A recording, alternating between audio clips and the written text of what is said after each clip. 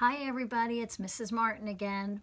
I still am missing you all, and this week I thought maybe we would talk about some of the things that are coming up. Sunday is Mother's Day, and the following weekend we may see some of you because our nursery school is doing something really special, and we're going to be donating a lot of things to an organization called Homefront.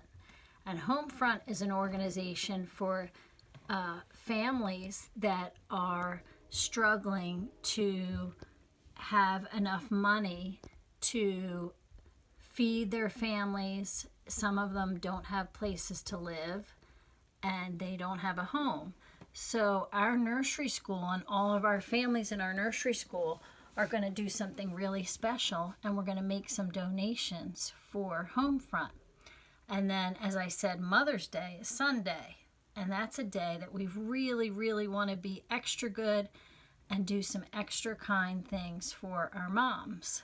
So I have a little list. It's a little board with some random acts of kindness to give you guys some ideas how you can behave this weekend and some of the things you can do to make mom really happy.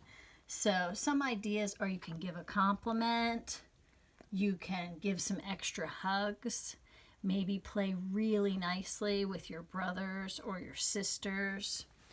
How about you can say sorry when you do something wrong? That's always the kind thing to do. Maybe you could write a nice letter to your grandma or grandpa. All these things on this chart here would make mom really happy for Mother's Day. So think about ways that you can be kind at home and really try to do them this weekend for mom for Mother's Day. And also think about what I said for next weekend for our nursery school, donating to that organization that I told you about called Homefront. And that's why I am reading to you guys today a story called The Teddy Bear, and it's one of my favorite stories, and I read it a few years ago to the JKers in book club, but it's one of my favorites, and I thought it was appropriate because I wanted to talk to you guys about being kind and doing kind things for people in your family and for people outside of your family too, and that's kind of what the story's about. So I hope you guys like it, and I will see you again in 2 weeks' time for a new video. So I hope you guys enjoy the story. It's called The Teddy Bear by David McPhail. And if mom or dad wants to get a copy of this, just shoot me an email and I will get it to you. Have a great Mother's Day, all the moms, and hopefully I will see you the following weekend. All the teachers will be out on the circle for Nassau Nursery School Cares for Homefront donations. All right, miss you guys. This story is The Teddy Bear by David McPhail.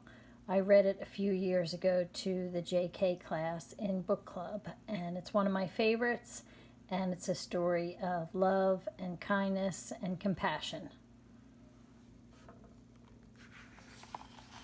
The Teddy Bear.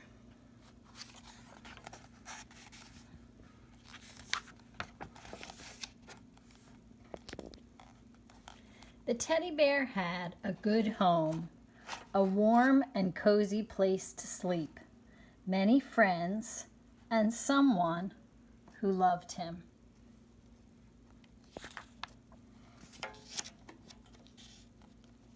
The teddy bear got to go places too. He went on trips, short trips, long trips. The boy who loved him took him everywhere. One day, while traveling, the boy and his family stopped for lunch.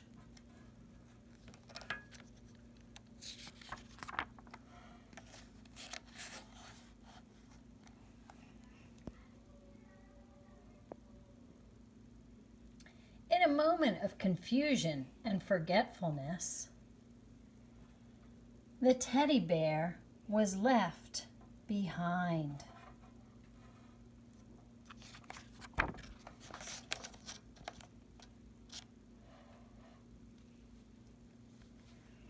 By the time he was missed and a search began, it was too late. He was not to be found.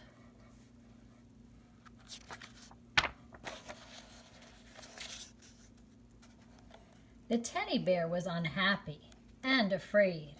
He lay squashed in a dark, smelly place, and even though he had a fine fur coat, he was beginning to get a chill. Long hours passed. The teddy bear was despairing of ever being found, and suddenly he felt fingers close around his leg and pull him free. "Saved!" the teddy bear rejoiced. "My little boy has rescued me."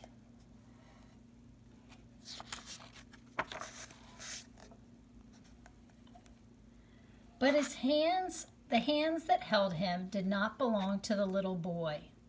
When his eyes adjusted to the brightness, the teddy bear saw that he was in the grasp of a bearded man wearing a long green coat.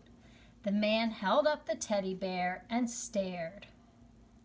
Slowly, a smile spread across the man's face, and then he stuffed the teddy bear in his pocket and started walking. The teddy bear spent the rest of the day in the bearded man's pocket as he ambled through the city streets.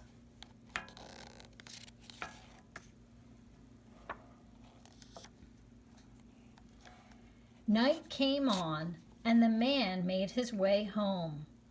The teddy bear lay awake looking at the stars as the bearded man slept. I think this bearded man doesn't have a home. I think he may be homeless.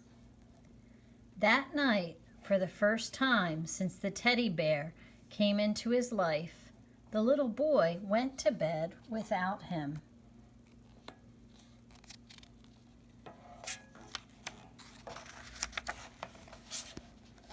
In the morning, the sad little boy went off to school.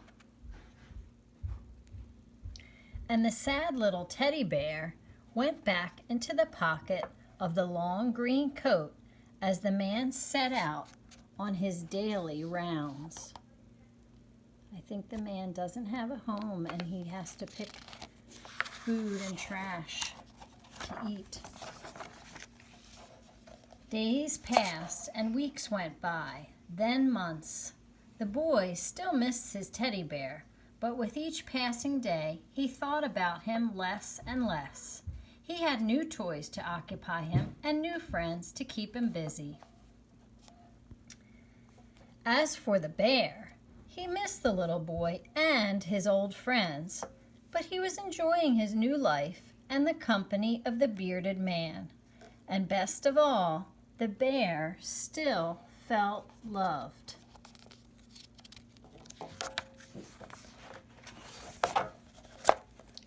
The winter came to an end, and the days grew warmer.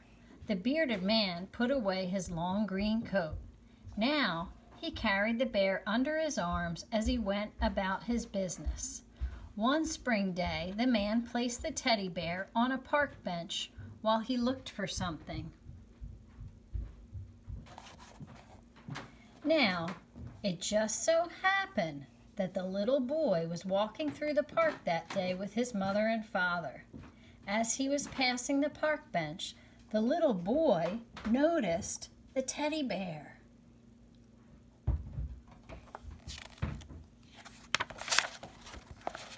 "My bear!" he cried, scooping up his old friend in his arms and squeezing him tight. "Amazing," said the little boy's mother. "How could this be?" said the little boy's father. Then they saw the bearded man approaching. "Come along," said the father. "Mustn't be late," said the mother. And they all walked quickly toward the park exit.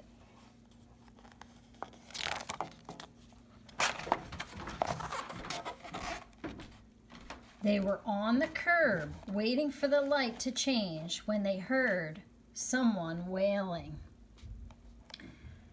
It was the bearded man. Standing in front of the bench, he cried out, "My bear! My bear! Where is my bear?" The traffic light turned green. The sign blinked walk, but instead of crossing the street, the little boy ran back into the park, and he went back to the bench and the bearded man.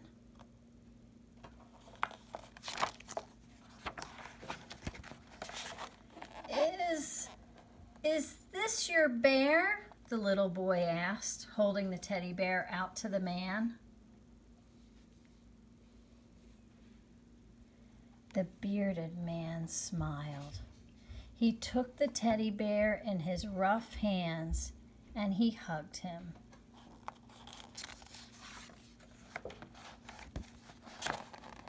"Thank you," he said to the little boy. "I don't know what I'd do without him." "I know what you mean," said the little boy. "I used to have one just like him." Then, his mother and his father beside him, he walked back to the corner to wait for the light to change.